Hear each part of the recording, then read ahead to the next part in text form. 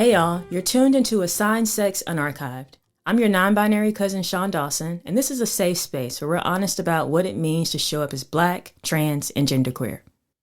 Today is just you and me. I want to talk about how Assigned Sex started, how watching Paris is Burning inspired it, and why it matters to document our lives while we're still here. So this episode is part origin story and part love letter.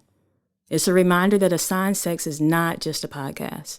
It's my way of saying our lives are worth being recorded in our own words. Let's get into it. When Assigned Sex came out in 2019, I was a first-time director. I had just got out of film school, and I was focused on making a film. Now I say I'm more concerned with whether my work actually cares for the people that it centers. My name is Angel. I grew up in a Christian non-denominational household. Both of my parents are extremely religious. They specialized in street ministry. All my life, I felt like I never identified with my body. Everyone who surrounded me kept trying to fix me because I never identified with the culture of what it means to be a man. The short did a festival run, won some awards, got screened on a couple college campuses, and all of that was very affirming, but it also made me really aware of how vulnerable it is to be a Black genderqueer person in the spotlight. I feel like all of our stories are so different, and I don't like when people flatten that and act like my story is everyone else's, or try to position me as the spokesperson for all Black trans and genderqueer people. That's not me. I don't feel like that's any of us. We're all very complex. I'm just one person figuring my stuff out. When I was in 5th grade, I knew I wanted to be a girl. I was like, I want breasts. I want to wear bikinis. I want to be one of the WWF models. I want to look like Beyonce. I knew that from the 5th grade. So from 5th grade on, I kind of struggled with building up to make the final decision to actually pursue transitioning. So Assigned Sex taught me that you have to have money to make money in the film world. So I had to get my money up. So for the past 8 years, I've been in tech, working as an engineer, getting caught up in capitalism, going to work, paying bills, waking up next day, do it all over again. And I wouldn't say that I'm more financially stable, but I have more skills and I can hustle now, like inside and outside of film. So I'm circling back as a Black non-binary storyteller with some tools, more questions, and a clearer sense that the art has to serve the community and not just my career. Shout out to all the trainees out there. You can't say that. That's crazy. Transgenders. Yeah. So you met a girl and she didn't tell you she was a transgender. That ain't a girl. I met a boy. That means I met a boy. We have to teach about gender because people think just because you're born with a penis, you're a man, and that's not true. You may see me as a female, but that's not what it is. And I can't get you to understand this because you don't understand what's going on inside. You're not going to tell me that this girl was born this way. That's all I'm going to say. Like, you're not going to tell me that. You going to be ruined. You can't no Black man stand up and say, oh, you know, my whole life I felt like a woman. You know what I'm saying? But I was just holding it down for my kids and my bitch. You know what I'm saying? We say that shit, nigga, we gonna get assassinated, bro. Like, you know what I'm saying? By us. We have done what the slave master did to us. Dehumanize us, degrade us, demonize us, but then use them for our advantage. The original Assigned Sex came out of just being raised in Black church, questioning gender roles, and kind of just seeing how trans and genderqueer people are talked about in church, home, in the community. And those conversations were happening all around me, but I don't feel like they ever showed up like real, like honest. The original Assigned Sex film, it follows Angel, who's a 23-year-old preacher's kid, assigned male at birth. And it puts her story in a conversation where both trans and cis people of color bring some uncomfortable beliefs about gender and faith and hypermasculinity in Black communities to the surface. So my idea with Assigned Sex was to stop pretending like those conversations weren't happening anyway and to just bring it all to light. I would say what really sparked it was watching a documentary called Paris is Burning for the first time. When I first watched it, I was in the military and there was someone around me who was thinking about transitioning, but I don't think they really felt safe talking about it with me. So I did with a lot, what a lot of Black genderqueer, anybody questioning their gender or wanted to know more about trans people were doing at the time, which was YouTube and Tumblr. And then when I finally saw Paris is Burning, something kind of clicked and I was like, oh, okay. So now I see why these stories matter, because that doc kind of surfaced that people who can't really say out loud how they were feeling, they could see themselves reflected in it. And I thought that was super dope. So that film kind of gave me language and visuals for a world that I didn't have any access to in my day-to-day life. And it made me want to make something like Assigned Sex to reflect what the lives of Black, trans, and genderqueer people look like 20 plus years after Paris is Burning.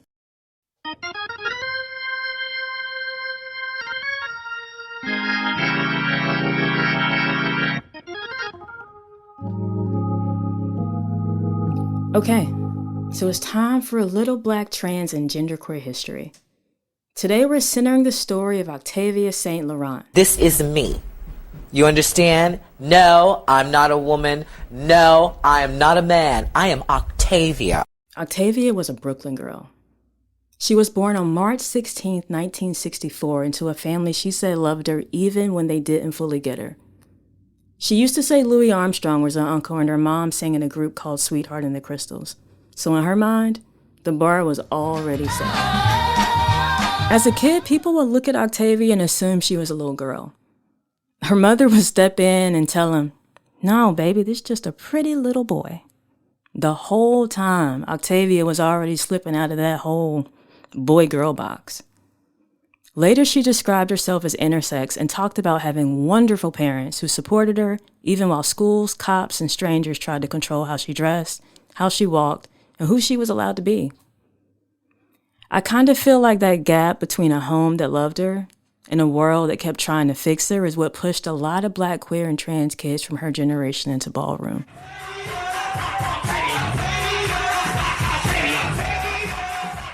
By 1982, Octavia was still a teenager, but she had found a place where everything made sense. New York City's Black and Latino ballroom scene. Picture it. A young Black trans girl, raised on jazz stories and girl group harmonies, walking into a Harlem ballroom with Diana Ross's Swept Away. She joined houses like St. Laurent and later Mizrahi, and she ran the categories built for the girls who knew they was fine, like Face and Models Effect. Every time she hit that floor, she was pushing back against a world that already told her loud and clear that she was not supposed to exist. Even with all that love in the ballroom, Octavia's dream was bigger than trophies. Ballroom was home, but she wanted high fashion. She wanted the runways, the campaigns, the covers. She believed her face could be her ticket out of poverty and out of everyone else's idea of who she was allowed to be. Sometimes I sit and I look at a magazine. I try to imagine myself in the front cover or even inside. I want so much more. I want my name to be a household product. I want everybody to look at me and say, there goes Octavia. So when Jenny Livingston started filming Paris is Burning in the late 1980s, let's be clear that Octavia was already that girl in ballroom. This is my idol, Paulina. Someday I hope to be up there with her.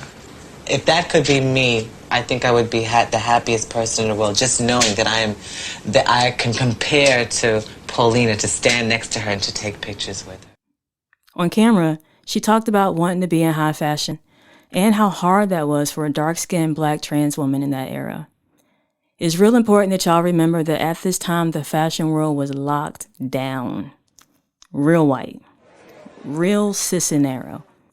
So she built her own stage. In the ballroom, she was already a legend.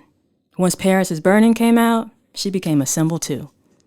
That documentary gave people all over the world their first real look at Black and Latinx queer and trans life in New York. Honestly, I feel like Octavia's face and voice are a big part of what makes that doc unforgettable. After that, she kept working. She showed up in the 1993 film The Saint of Fort Washington, became the subject of the short documentary Queen of the Underground, and appeared in How Do I Look?, which is a 2006 film that picked up where Paris is Burning left off. In all of these, she wasn't there just to look pretty. She was talking about desire, about violence, and about the men who were obsessed with trans women in the dark and disrespected them in the light. Our whole fucking world is being run by perverted undercover fags that run around talking about how straight they are. You got big-time celebrities that go around in their cars picking up transvestites, having sex with them, and then getting on national TV making fun of them. Off camera, her life followed the same crisis that hit her community. Octavia was diagnosed HIV positive. She turned her status into a way to educate and use her story to talk about AIDS, stigma, and survival. She spoke honestly about sex work, addiction, and the cost of staying alive as a Black trans woman, offering herself as both a warning and a kind of hope to younger girls who were walking the same path. Now there are very little third genders because half of them have already died from AIDS because of their lack of education, because of their lack of family values, because of their lack of morals and principles and family and friend support. These people had no knowledge of anything, and anything they had to learn themselves, and some of them had to die learning it.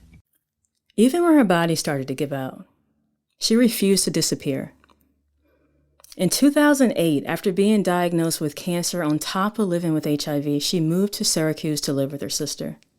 Instead of retiring quietly, she started a one-woman show at a local gay bar called Spirits. The stage was smaller, the crowd more local, but the mission stayed the same. Tell the truth, be seen, stay glamorous. On May 17, 2009, at just 45 years old, Octavia St. Laurent died. She was laid to rest in Queens. So when we say her name now, we're not just remembering a pretty face. We're talking about a Brooklyn-born, Black trans woman from a musical family who turned every hard thing life threw at her into performance, testimony, and beauty. She modeled, she educated, she testified, she mothered, and in all of that, she carved out a space for Black, queer, and trans people to see themselves as worthy of the close-up. Everything you do in life is like a boomerang. When you throw it, it eventually comes back. Don't fuck with me.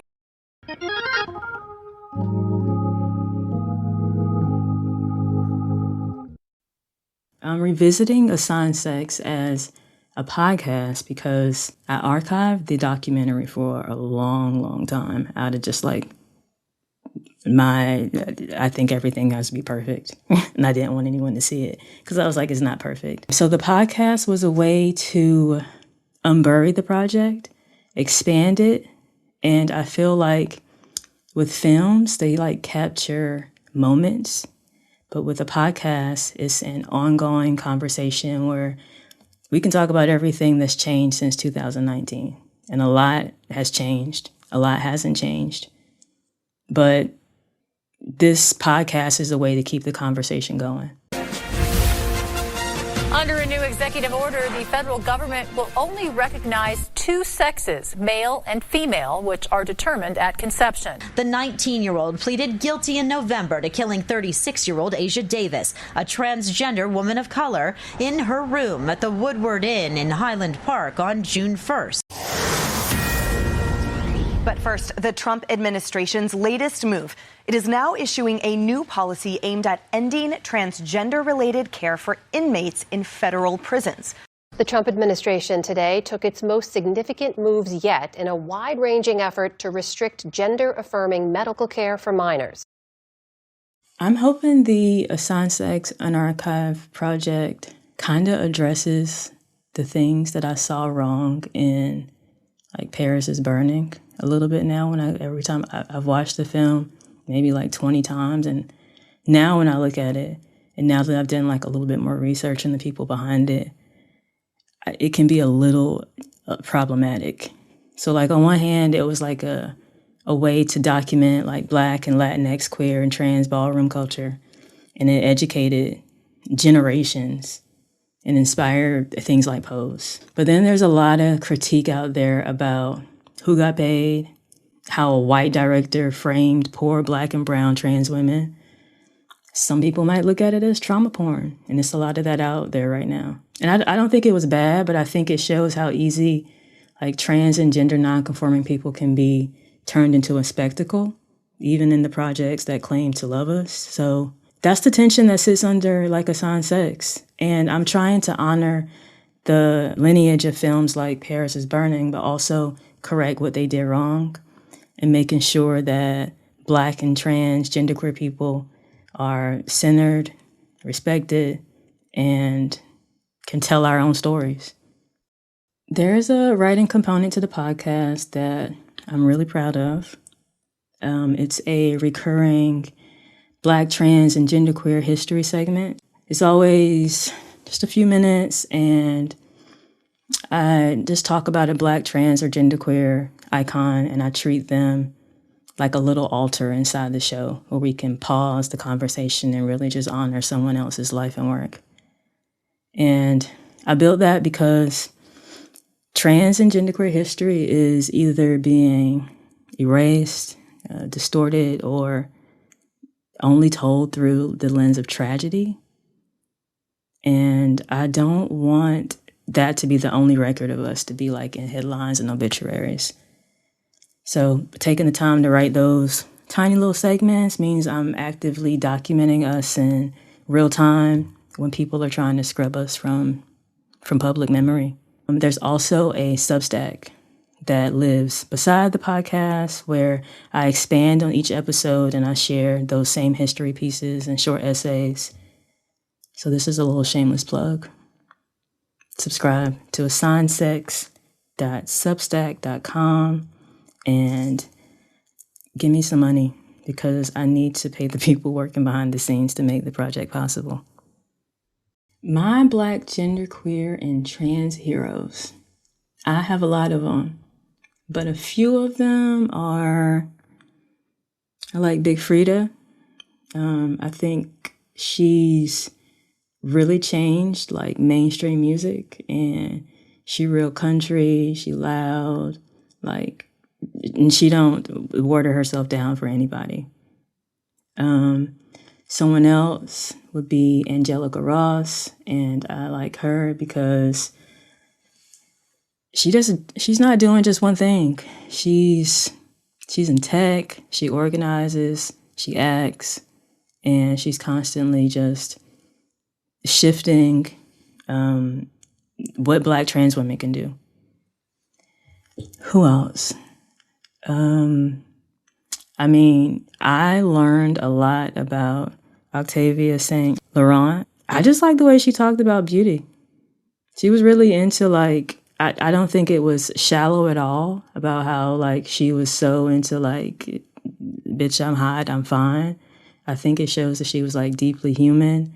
And I feel like she was also very much herself and always very comfortable in her skin and knew exactly who she was. And I always admire people like that know who they are and you can't tell them nothing else. And let me think of a Black trans masculine person. Yance Ford. I haven't heard about him in a minute actually, but he's a filmmaker. He's Black, he's trans, and he was behind the film Strong Island.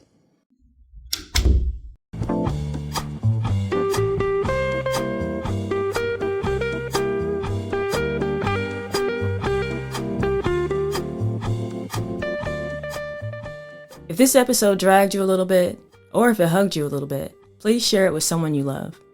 You can find me, your non-binary cousin Shaun Dawson, on all platforms at IAMS Dawson. Y'all be safe out there.